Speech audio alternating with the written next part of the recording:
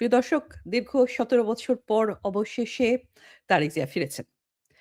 ফিরেই তিনি খালি পায়ে হাঁটাহাঁটি করেছেন, প্লাস্টিকের চেয়ারে বসেছেন এবং আধিপত্যবাদের অবসান ঘটাবেন বলে ঘোষণা দিয়েছেন। আ খেয়াল করলে দেখবেন আ যে কার আধিপত্যবাদ আমেরিকা না ভারতের তা তিনি কিন্তু সেভাবে পরিষ্কার করেননি। এবং খুব uncharacteristically উনার কিন্তু এই যে ভারত বিদ্বেষী যে বক্তব্যগুলো সেগুলো অনেক বেশি মিউটেড, অনেক বেশি পরিশীলিত। তো কেন উনি এভাবে কথা বলছেন সেটা খুব ইন্টারেস্টিং। এই বিষয়টা আমি বলছি in a minute। তার আগে আ উনি কি করলেন এই কয়েকদিন একটু দেখি। তিনি মৃত্যু পথযাত্রী তার মাকে খালেদা জিয়াকে অবশ্যই দেখতে গেছেন।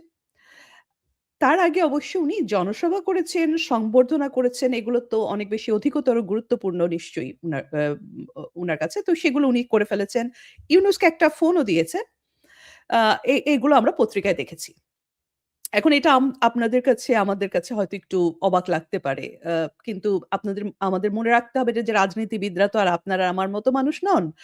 তারা তো অতিমানব আসলে। তো মায়ের আগে সংবর্ধনা এটাই কিন্তু রাজনীতি।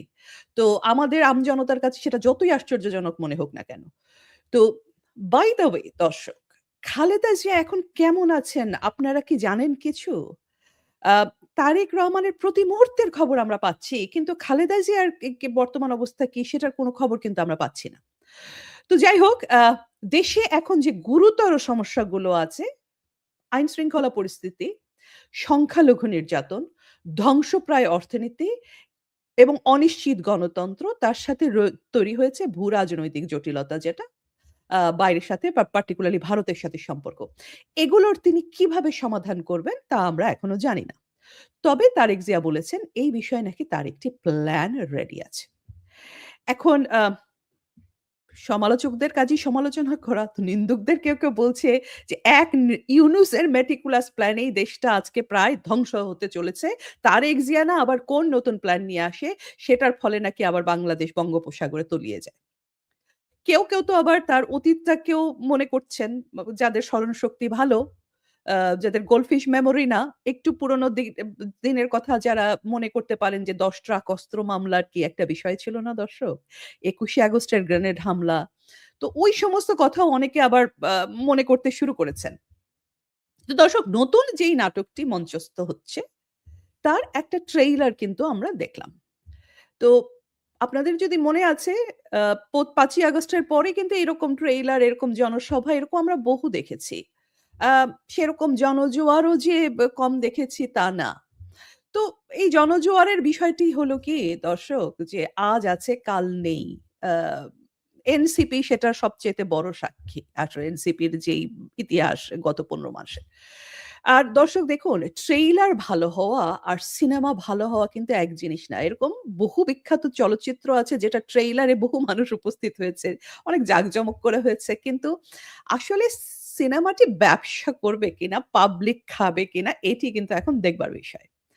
এখন দর্শক, বলা বলা হচ্ছে যে তারেক জিয়ার জনসভায় নাকি ৪০ কোটি লোক এসেছে, যেখানে বাংলাদেশের জনসংখ্যাই ২০ কোটি। আচ্ছা যাই হোক। তো ২০ কোটি লোকও যদি ধরে নেই, তো ২০ কোটি লোকও যদি ওখানে উপস্থিত হয়ে থাকে, তাহলে সেটা এটা একটু ওয়ার্ড অফ কশন যে এটা হচ্ছে ২০ কোটি লোক যদি একসময় প্রতারিত বোধ করে রাস্তায় নামে, তখন কিন্তু সেনা প্রহরা কিংবা গানম্যান কোন কিছুই কিন্তু কোনো কাজে লাগবে না। তো যাই হোক, গতকাল শুক্রবার ভারতের পররাষ্ট্র মন্ত্রণালয়ের নিয়মিত একটা ব্রিফিং ছিল। সেখানে পররাষ্ট্র মন্ত্রণালয়ের মুখপাত্র রণধীর জয়সওয়াল সাংবাদিকদের বিভিন্ন প্রশ্নের জবাব দেন। এখানে খুব ইন্টারেস্টিং কিছু প্রশ্ন তাকে করা হয়েছিল এবং সেগুলোর উত্তরগুলো ততোধিক ইন্টারেস্টিং। তো সেগুলো আমি আপনাদেরকে একটু শোনাচ্ছি। আওয়ামী লীগকে বাদ দিয়ে নির্বাচন হলে ভারত সেই নির্বাচনের ফলাফল মেনে নেবে কিনা? এমন প্রশ্নের জবাবে জয়সওয়াল বলেন, ভারত এমন একটি নির্বাচন চায় যা অবাধ, সুষ্ঠু হবে এবং যেখানে সবার অংশগ্রহণ নিশ্চিত হবে। এরপরে ২০১৮ সাল থেকে, লক্ষ্য করুন দর্শক, ২০১৮ সাল থেকে লন্ডনে বিএনপির নেতৃত্বের সঙ্গে ভারতের যোগাযোগের খবর এবং তারেক জিয়া এই যে বাংলাদেশে ফিরলেন তার আগে ভারতের ক্লিয়ারেন্স নিয়েছেন কিনা সেই বিষয়ে জয়সওয়ালকে প্রশ্ন করেন এক সাংবাদিক। এই বিষয়ে জয়সওয়ালের উত্তর হচ্ছে, বাংলাদেশে একটি অবাধ, সুষ্ঠু এবং অংশগ্রহণ নির্বাচনকে সমর্থন করে ভারত। বিএনপি নেতার লন্ডন থেকে ফেরাকে সেই প্রেক্ষাপট থেকেই দেখা উচিত। অর্থাৎ সরাসরি কিন্তু কোনো জবাব নেই দর্শক। আ তো কি বুঝলেন আপনারা? এখন দর্শক, আন্তর্জাতিক ডিপ্লোম্যাসিতে নীরবতা কিন্তু বিশেষ একটি অর্থ বহন করে। অন্তত আমার কাছে যেটি স্পষ্ট হলো সেটি হচ্ছে, ভারতের সাথে তারেক জিয়ার কোনো যদি ডিল হয়ে থাকে, সেটি হয়েছে একটি অংশগ্রহণমূলক নির্বাচনকে নিশ্চিত করার জন্য। মানে সব দলের, মানে আওয়ামী লীগের কে ইনক্লুড করে নির্বাচনকে নিশ্চিত করার জন্য। এখন তারেক জিয়া কি এটি ডেলিভার করতে পারবেন? তারেক জিয়া কি কোনো লক্ষণীয় পরিবর্তন আনতে পারবেন? তারেক জিয়ার আগমনে অনেকেই আশাবাদী হয়েছেন। এখন দর্শক, আশা ভালো জিনিস, খারাপ কিছু নয়। আমার প্রিয় কবি এমিলি ডিকিনসন একবার বলেছিলেন, বিখ্যাত কবিতা, "hope is the thing with feathers." আশা খুবই ভালো জিনিস। কিন্তু তারপরেও একটু রিয়েলিটি চেক দেই দর্শক। কারণ এর উপরে নির্ভর করবে তারেক জিয়া কি পারবেন আ এই আশা মেটাতে? নাকি দেশবাসী, সাধারণ জনগণ এবং পরিমণির কোলে তার জেবুকে ধরিয়ে দিয়ে, ওই যে বেড়ালটা আছে যে তার, এটাকে ধরিয়ে দিয়ে ইউনূসের পরের প্লেন ধরেই উনি আবার বিলাতে উনার রওনা হতে হবে কিনা? সেটা নির্ভর করবে এই চ্যালেঞ্জ গুলো কি তার উপরে। তো তার সামনে চ্যালেঞ্জ গুলো কি, কি? সেটি একটু দেখি। তো যে প্রশ্নগুলো উঠছে দর্শক, সেটি হচ্ছে, তিনি এতদিন দেশে আসেননি কেন? মায়ের অসুস্থতার সময়ও তিনি দেরি করলেন কেন? লন্ডনে তার আয়ের উৎস কি? তার পাসপোর্টের স্ট্যাটাস কি? এসব নিয়ে কিন্তু আজকে নয়, দীর্ঘদিন ধরে নানান প্রশ্ন এবং ধোঁয়াশা রয়েছে, যেটা আরো ঘনীভূত হয়েছে এই গত কয়েক মাসে। এর কোনটি, এই যে প্রশ্নগুলো আমি করলাম, এর কোনটি প্রশ্ন কিন্তু তাকে নির্বাচনের আগে কিংবা পরে কিছু লিগ্যাল হ্যাসেল এও ফেলতে পারে। কিছু লিগ্যাল প্রবলেম এর মধ্যেও ফেলতে পারে। আমি সেসবের মধ্যে আজকে যাচ্ছি না। শুধু আজকে একটু আপনাদেরকে হিন্টস দিয়ে রাখলাম যে এগুলো কিন্তু পড়তে হতে পারে। যেহেতু মানে আইন আ আ আ আইন আমার ফিল্ড। আমি জানি যে এই জিনিসগুলো কিন্তু খুবই প্রবলেমেটিক আসলে। এই প্রশ্নগুলোর আ জবাব খুবই জরুরি এবং এইসব জবাব না দিয়ে কিন্তু রাজনীতিতে কোনো স্থায়ী আসন পাওয়া যাবে না। কোনো প্রশ্ন না করে ইউনূসকে কিন্তু একবার এই দেশের মানুষ ক্ষমতায় বসিয়েছে এবং বসিয়ে হাড়ে, হাড়ে বুঝেছে যে কত বড় ভুল তারা করেছে।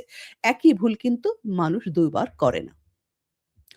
তো প্রশ্ন উঠেছে, আ আরেকটি প্রশ্ন উঠেছে যে সেটা হচ্ছে, এই যে তার নজিরবিহীন, তাকে ঘিরে যে নজিরবিহীন নিরাপত্তা ব্যবস্থা নেওয়া হয়েছে সেটা নিয়ে।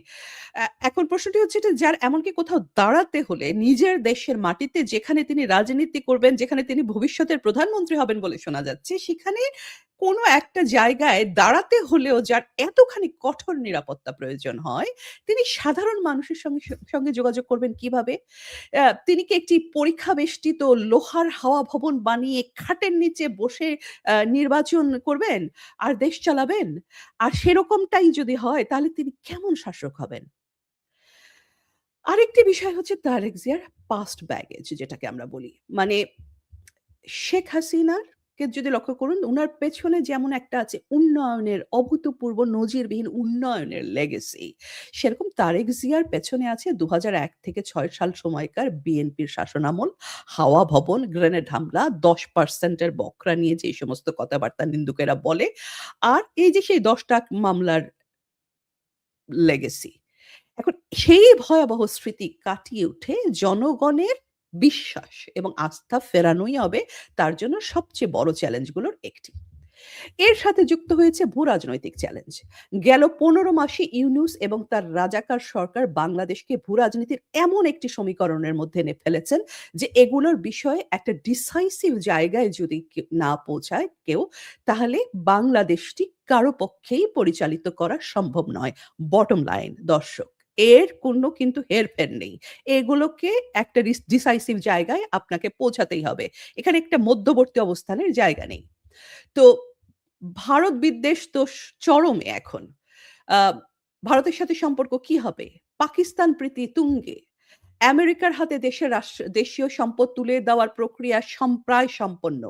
রাখাইন করিডোরের কি হবে দর্শক? ভারতের সাথে সম্পর্কে বাণিজ্য উন্নয়ন হবে? চীনের সাথে সম্পর্ক, রাশিয়ার সাথে সম্পর্কের কি হবে? বন্দর কি বিদেশীদের হাতে তুলে দেওয়া থামানো যাবে? সেন্ট মার্টিনের কি হবে? এর প্রতিটি প্রশ্ন অসম্ভব গুরুত্বপূর্ণ এবং বিপদসংকুল। এর যেকোনো একটি প্রশ্ন একটি নেতৃত্বকে তো বটেই, একটি গোটা দেশের ভাগ্যকে বদলে দিতে পারে।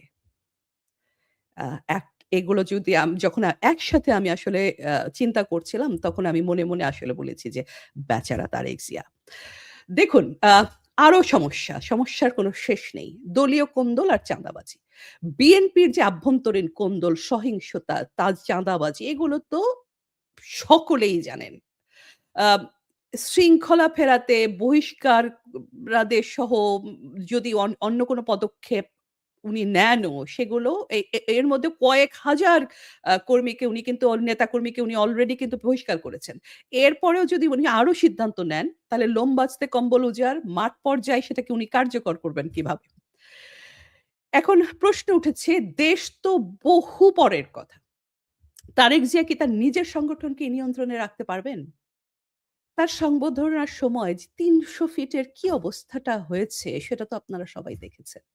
এখন অনেকেই প্রশ্ন করছেন, এই যার নেতাকর্মীদের অবস্থা, তাদের হাতে যদি দেশটা যায় তাহলে কি পুরো দেশটাই আসলে আরো ৩০০ ফিটের মতো হয়ে যাবে? আসলেই। তো লন্ডন থেকে ফেরা নেতারা, দীর্ঘদিন দেশে ক্ষমতার বাইরে থাকা নেতাকর্মীরা সবাই নির্বাচনে ভূমিকা এবং মনোনয়ন কিন্তু প্রত্যাশা করছেন। এবং যত শোনা যাচ্ছে যে খালেদা সরি তারেক জিয়া এবং বিএনপি হয়তো ক্ষমতায় যেতে পারে।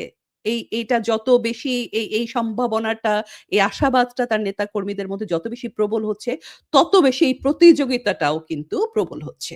তো এই প্রতিযোগিতা এবং ক্ষোভ সামাল দেওয়াও কিন্তু একটা অত্যন্ত জটিল কাজ। ভুল সিদ্ধান্ত কিন্তু দলে ভাঙন ডেকে আনতে পারে। কালকেই আমি খবরে দেখছিলাম যে যশোরের ৬ টি আসনের মধ্যে ৩ টিতেই প্রাথমিকভাবে মনোনয়ন দেওয়া প্রার্থীকে পরিবর্তন করেছে বিএনপি। এর মধ্যে একটি আসন জোটের শরিক দলকে ছেড়ে দিয়েছে। এতে স্থানীয় নেতাকর্মীদের মধ্যে প্রচন্ড ক্ষোভের তৈরি হয়েছে। এখন আরেকটি বড় চ্যালেঞ্জ হচ্ছে জামাত এবং এনসিপিকে সামলানো। জামাত একসময় ছিল বিএনপির কোলে থাকা আ তার যে বেড়ালটা জেব্বু, সেই বেড়ালটার মতো docile, খুব আদরের এবং পোষা বেড়ালের মতো। এখন সেই বেড়াল বাঘ হয়ে বিএনপিকেই কিন্তু কামড়াতে আসছে। এখন তারেক জিয়া কি জামাতের গলায় ঘন্টা বাঁধতে পারবেন? সেটা আরেকটি প্রশ্ন। সবচাইতে বড় কথা, ১৭ বছর দেশের বাইরে থাকার ফলে রাজনীতির গ্রাউন্ড রিয়ালিটি কিন্তু কমপ্লিটলি বদলে গেছে দর্শক। দল, প্রশাসন, সমাজ, ভোটারদের আচরণ কিছুই কিন্তু আগের মতো নেই। এই কারণেই তারেক জিয়া কিন্তু এসেই এই বিষয়টা টের পেয়েছেন, এই চেঞ্জটা টের পেয়েছেন। তিনি বলেছেন যে, "বাংলাদেশ কিন্তু অনেক চেঞ্জড।" উনি যেখানে, যেখানে দাঁড়াবেন দর্শক, তার প্রতিটি কোণায় শেখ হাসিনার হাতে তৈরি উন্নয়নের ছোঁয়া। উনি যেখানে সম্বর্ধনা নিলেন, সেই রাস্তাটাও শেখ হাসিনার তৈরি। উনাকে ফাইট করতে হবে শেখ হাসিনার উন্নয়নের লেগেসির সাথে। ১৫ মাসে নোবেল জয়ী ইউনুস যেই লেগাসির সঙ্গে ফাইট করতে গিয়ে প্রতি মুহূর্তে নাকাল হয়েছেন। এখন দর্শক, ইউনুস কিন্তু চাইলেই প্লেন ধরে চলে যেতে পারেন। তারেক জিয়া কিন্তু একবার মসনদে বসলে আর প্লেনে চেপে চলে যাওয়া তার জন্য কঠিন।